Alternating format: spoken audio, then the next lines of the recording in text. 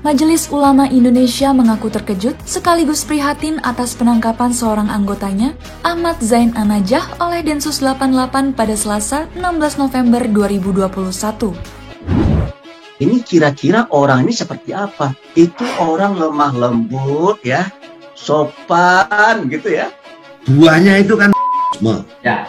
Pohonnya adalah ekstremisme atau radikalisme. Ya. Dari pohon tersebut, akarnya itu adalah ideologi takfiri. Jadi kita lihat orang yang menolak ya khilafahism, ya tidak paham sejarah.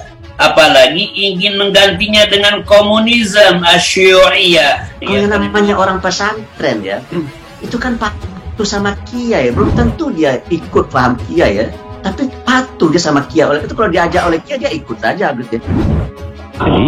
Jadi ide mengenai negara khilafah ini memecah belah, timbul perpecahan di dunia Islam. Misalnya orang kan takut kalau khilafah itu pusatnya di Jakarta, berarti Saudi jadi kecamatan dong, atau Brunei jadi kecamatan. Itu akan terjadi peperangan. Atau sebaliknya, pusatnya di Saudi, ya kan, Indonesia jadi negara bagian dong. Nah, itu kan tidak sesuai dengan kesepakatan kita mendirikan NKRI berdasarkan Pancasila. Penangkapan ini berkaitan dengan adanya dugaan keterlibatan Ahmad Zain dalam tindakan pidana terorisme. Terkait hal ini, Iksan mengatakan bahwa di MUI tidak akan menoleransi tindakan terorisme. Bahkan, ia menyebut bahwa benih-benih pemikiran yang radikal pun tidak akan dibiarkan bersemai. Nah, selanjutnya batang, ranting, daunnya antara lain ya. Mereka sudah pro khilafah, anti Pancasila tadi indikator tadi. Mereka sudah anti pemerintahan yang sah. Jadi kalau sekarang ada yang bilang khilafahisme itu produk luar, produk Timur Tengah, ya nggak paham sejarah. Maklum lah, kalau orang nggak paham kita jangan marah-marah, orang nggak paham. Mungkin menjelang tahun 2024 akan ada korban-korban lain. Ulama yang akan menjadi korban-korban lain. Dan bisa-bisa saya juga kena korban. Saudara, mantan Ketua Mahkamah Konstitusi Jimli Asidiki menilai ide mendirikan negara khilafah bisa memecah belah bangsa. Pernyataan Jimli disampaikan seusai menghadiri diskusi dengan tema Islam Politik dalam Pemilu Negara Demokrasi di Jakarta.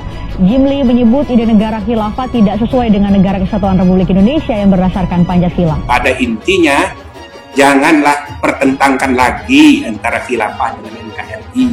Kita harus tunduk setia pada kesepakatan final NKRI. Kita buatlah NKRI ini menjadi maju semaju-majunya.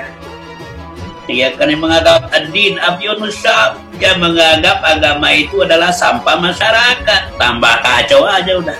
Dan kebetulan sedang berkuasa. Wah.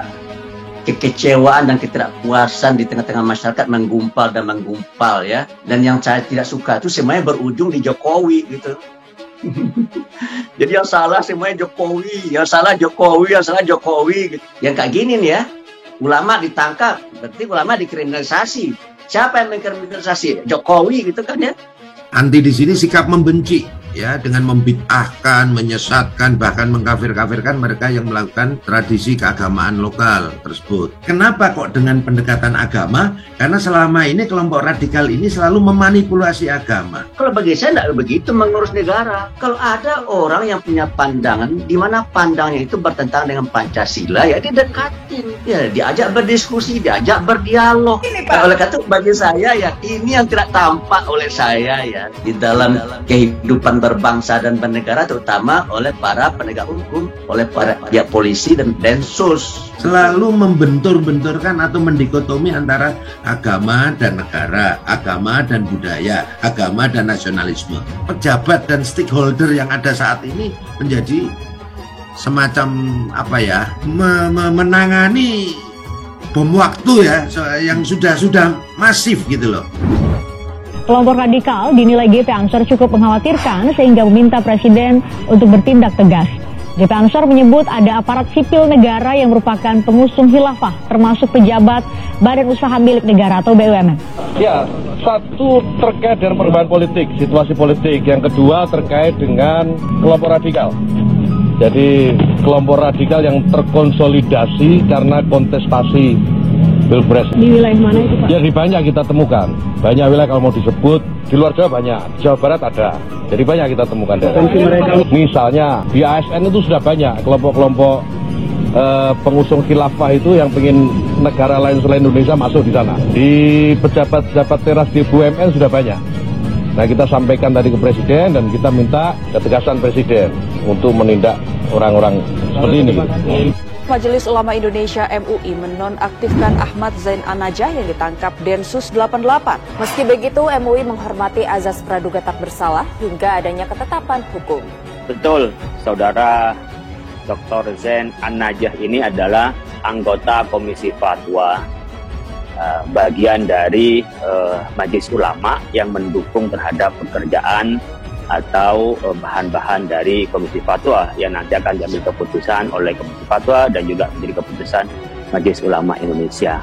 Dalam hal ini kami tentu menghormati proses hukum.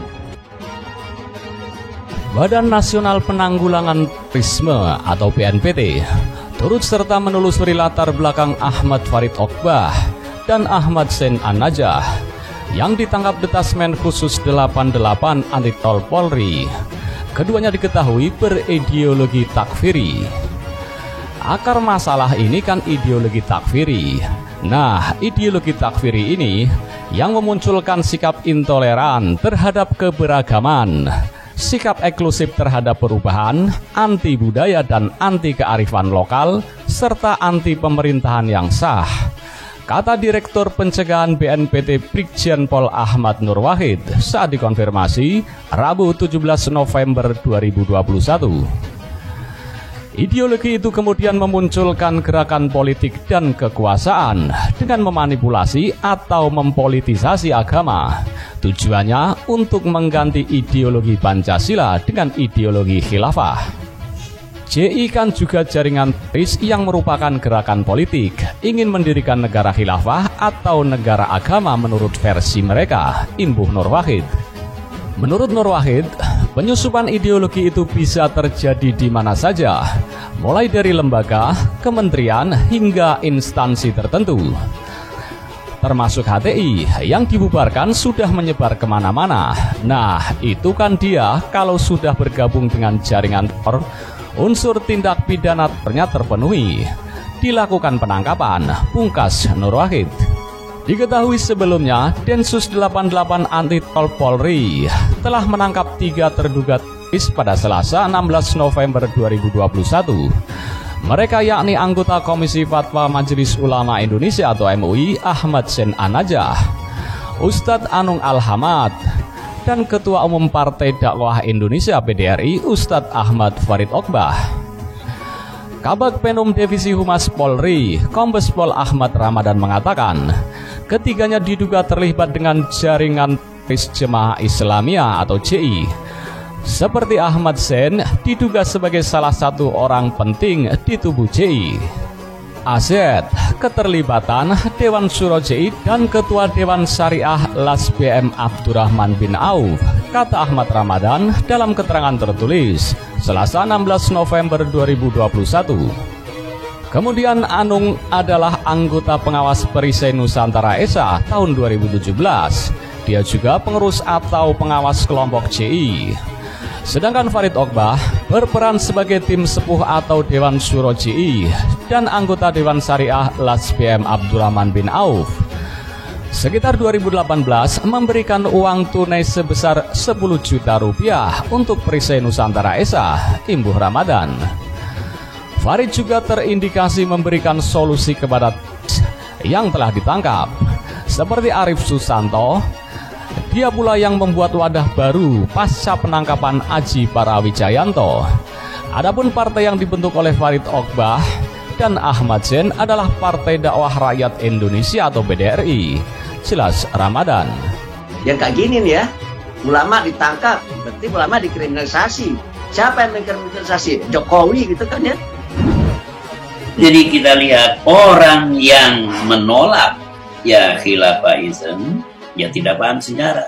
apalagi ingin menggantinya dengan komunisme asy'uriyah. Selalu membentur-benturkan atau mendikotomi antara agama dan negara, agama dan budaya, agama dan nasionalisme. Pejabat dan stakeholder yang ada saat ini menjadi semacam apa ya, menangani bom waktu ya, yang sudah masif gitu loh. Anti di sini sikap membenci ya, dengan membid'ahkan, menyesatkan, bahkan mengkafir-kafirkan mereka yang melakukan tradisi keagamaan lokal tersebut. Kenapa kok dengan pendekatan agama? Karena selama ini kelompok radikal ini selalu memanipulasi agama.